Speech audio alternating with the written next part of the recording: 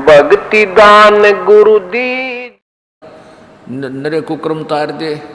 तो ये तमगुण शिव जी के गुण के प्रभाव से परमात्मा हमें ये समझाना चाहते हैं कि तुम जिस संतान और संपत्ति को अपनी मानते हो ये तुम्हारी नहीं है, ये आपकी नहीं है, और आप इसको अपनी मानकर इसी से चिपके रह जाते हो। जब आपका शरीर अंत होता है उस समय भी आपकी आस्था ये रह जाती है कि ये मेरा है, ये मेरा है, ये मेरा है। तो पुनर्जन्म आपका वहीं किसी अन्य प्राणी के रूप में आपके वहीं उत्पन्न हो जाते हो। कोई कुत्ता बनकर उसी गली में उसी परिवार के लठ खाने के लिए फिर जन्म ले लेता है। तो इस तरह तुम्हारी दुर्गति परमात्मा कह रहे हैं कि इस काल ने कर रखी है। तुम मेरी बात को मानते नहीं, इन काल के दूतों को, नकली गुरुओं को, महर्षियों को, इनको तुम पूरा समर्थन दे रहे हो। इसका कारण अज्ञान है, और ज्ञान देने के लिए परमात्मा आते हैं और उसके साथ साथ हमें ये प्रेरणा भी देते हैं कि तू किस वस्तु को अपनी मानकर आश्रित हुआ बैठा है। परमात्मा परमेश्वर कबीर देव जी आकर के हमें चेतावनी देते हैं कि जिस वस्तु को तू अपनी मानता है वो तेरी नहीं है। क्या बताते हैं कि काया तेरी है नहीं, ये माया कहाँ से हो। चरण कमल में ध्यान रखो, इन दोनों को खोए। जब तेरा शरीर ही तेरा नहीं है, इसको भी तू त्याग के जाएगा एक दिन, तो जिस संपत्ति को तू अपनी मान बैठा नालायक, ये तेरी कैसे हो सकती है। कभी जोर दे कर विचार कर। अब परमात्मा ये समझाना चाहते हैं कि जब तक तुम इस संसार में हो, आपको एक छोटे से मकान की भी आवश्यकता है, और मकान के अंदर रोटी बनाने के सामान की भी आवश्यकता है, खाना बनाने की। जो आपको मिनिमम आवश्यकताएं हैं, जो कम से कम काम चलाओ, वो तुम रखो, और बाकी ये बैंक भरने लग जाते हैं कि तब फैक्ट्रियाँ पर फैक्ट्री गार्डन लग जाते हैं, 1 मकान 2 मकान और 4 मकान।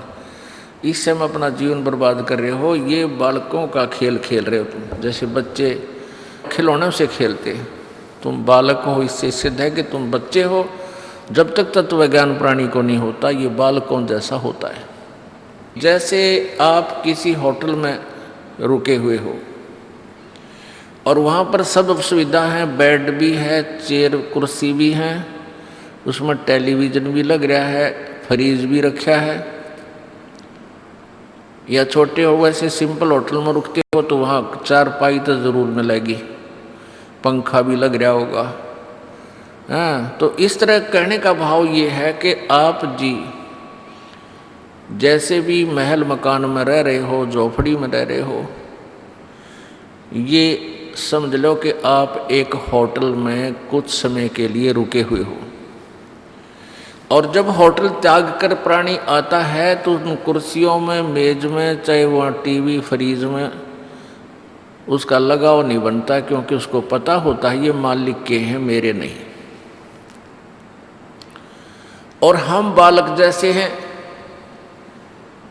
हम इनको अपना मान बैठे हैं। जैसे आप जब यहाँ से मृत्यु को प्राप्त होगे तो उस समय आप किसी भी वस्तु को नहीं ले जा सकते, क्योंकि ये आपकी नहीं है।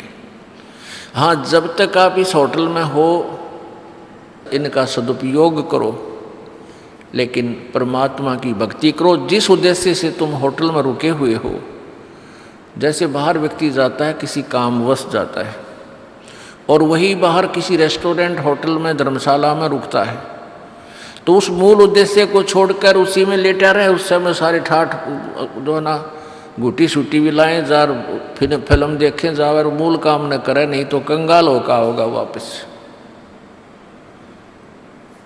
इसी प्रकार आप जी एक होटल में रह रहे हो, जो भी आपको सुविधा प्राप्त हैं, जैसा भी आपने किराया भर रखा है होटल के मालिक को, वैसी सुविधा, वैसा ही कमरा, वैसा ही सब खान पान आपको दे रखा है। लेकिन आपका मूल उद्देश्य क्या है? चाहे कोई अच्छी सुविधा युक्त होटल में रुका हुआ है बिजनेसमैन, और बिजनेस करने गया हुआ, व्यापार करने, और एक सिंपल सी धर्मशाला में रुका हुआ है, और दोनों का उद्देश्य यही है कि हम बिजनेस करें, व्यापार करें और दुगने तिगने पैसे कमाकर अपने स्वदेश चले। तो दोनों ही यदि बिजनेस ठीक कर रहे हैं तो दोनों ही लाभ बराबर प्राप्त कर सकते हैं। कहने का भाव यह है पुण्यात्माओं, चाहे कोई बड़ी कोठी में रह रहा है और कारों में चलता है, और चाहे गरीब आदमी एक सिंपल से मकान में रह रहा है, साइकिल भी कोई ना उसके पास, लेकिन उसको ये सौदा मिल गया है, ये बिजनेस करने को मिल गया है, ये नाम मिल गया है, दोनों कमाई करके दोनों धनी होकर जाएंगे। ये होटल से कोई लेना देना नहीं है। यहाँ की जो सुविधाएं हैं, ये जैसा पिछले जन्म में तुमने पुण्य किया है, पाप किया है, उन दोनों के आधार से आपको यहाँ दुख और सुख, धन और निर्धनता प्राप्त हुई है। तो अब परमात्मा परमेश्वर कबीर जी के चरणों में आने के बाद आप इस होटल में रहते हुए भी थोड़ी बहुत सुविधा चाहो तो और भी प्राप्त कर सकते हो, जिसके पास बिल्कुल ही नहीं हो, नहीं तो इसकी ज़्यादा इच्छा नहीं करनी चाहिए। उसके लिए परमात्मा बताते हैं कि सर्व सोने की लंका होती रावण से रणधीरम, एक पलक में राज राजीव जम के पड़े जजीरम, मन तू सुख के सागर बसरे भाई और ना ऐसा यसरे। सारी सोने की लंका थी। जैसे हम ईंटों से मकान बनाते हैं, कमरे बनाते हैं, कक्ष, ऐसे सोने की ईंटों से रावण ने पूरी लंका, पूरी उसकी जो नगरी थी वह पूरी सोने की ईंटों से बना रखी थी। इतना धनी था, इतना पैसे वाला राजा था। रावण की मंडियों में हीरे, पन्ने, जवाहरात ऐसे बिका करते जैसे आज करनाल की मंडियों में धान बिक गए और इधर गेहूँ बिक गए। रोहतक, सोनीपत, हिसार में भी गेहूँ खूब होने लग गया। तो यहाँ जैसे गेहूँ और ज्वार बाजरा जहाँ होता है, उन मंडियों में जैसा उनकी अधिकता होती है, तो ऐसे रावण की मंडियों में हीरे, पन्ने, जवाहरात ने बिका करते हैं। इतना धनी था। और क्या कहते हैं, रति कंचन पाया नहीं रावण चलती बार, 1 ग्राम सोना भी रावण लेके साथ नहीं जा सका जब अंत समय उसका आया। तो कहने का भाव ये है कि पुण्यात्माओं, आप जी कति बच्चों वाला खेल खेल रहे हो। गुड़िया खेलत उम्र गवादी लाया नहीं विचार। परमात्मा कहते हैं कि तुम यहाँ संतान संपत्ति के ऊपर ही पूरा जीवन बर्बाद कर रहे हो। आप ऐसा कार्य कर रहे हो, आप इतने बालक हो, इतने अनजान हो। जैसे पहले समय में हम छोटे छोटे थे, उस समय लड़कियां ना तो स्कूल जाया करती, वो 14-15 साल की हो जाती, उन्हें ब्याह दिया करते ठाक है। तो उससे पहले बालक और छोटी होती थी तो घर के काम में भी वो सहयोग नहीं देती थी बालक होने के कारण। तो वो क्या करती थी, खेलती रहती थी। और खेल क्या था, जैसे लड़की का विवाह हो जाता है तो उसके लिए पहले एक बीमारी थी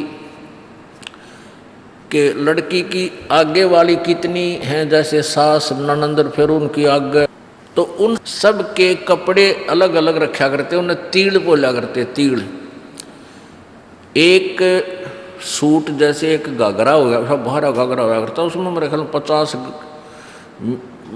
मीटर, 40-50 मीटर कपड़ा एक घाघरे में होया करता। ईब तो मेरे ख्याल 10 सूट बने उसके। तो पहले रिवाज ऐसी थी, समय समय अनुसार बदलती रहती है। तो उनको एक एक सेट होता था, उसमें एक घाघरा, एक उसके ऊपर कमीज, एक चुंदड़ी। उसने एक तीड़ बोला करते एक सेट को, तीड़। तो एक लड़की के जब वो भेजते थे अपनी बेटी को, तो उसका सारा सामान एक बार सारा रख के बाहर चारपाइयाँ पे और दिखाया करते सबको। और लड़कियां आती और औरतें आती वहाँ पर गीत गाती हुई कि उनकी लड़की कल जाएगी, आज उसके कपड़े दिखाए जा रहे हैं, तो वो देखा करते। तो उनमें क्या बताया करते, यूँ क्या करते, 30 तीड़ तो अगलियाँ की हैं। 30 तीड़ यानी सेट, एक घाघरा, एक उसके ऊपर कमीज और एक चुंदड़ी, ये एक तीड़ बोला करते हैं। उन्हें पैक कर देते हैं डायरे नारे सूतलियाँ थे या वैसे किसी डोरी रस्सी थे। तो कहने का भाव ये है कि ये 30 अगलियाँ की, 20 पछलियाँ की, इतनी लड़की की, इतनी फलाने की, वो नारे नारे धर देते। लड़की जाती वह साथ ले जाती, वो गुदड़गा अगला तो फिर और अगला चला जाता, वो चक्कर काटने में रहा करता। तो यह व्यर्थ की व्यवस्था थी। फिर भी जो हमारा उद्देश्य है उस प्रसंग पर आते हैं। तो छोटी छोटी लड़कियां जो होती थी वो देखती थी कि ये 30 अगलियां की तीड़ सेट और 20 पछलियां की, ये फिर लड़की के। तो वो क्या करती थी, जब कोई टेलर आता था घर पे उस लड़की के कपड़े सिलने के लिए, तो उसके छोटे छोटे टुकड़े बच जाते थे, कातर सी,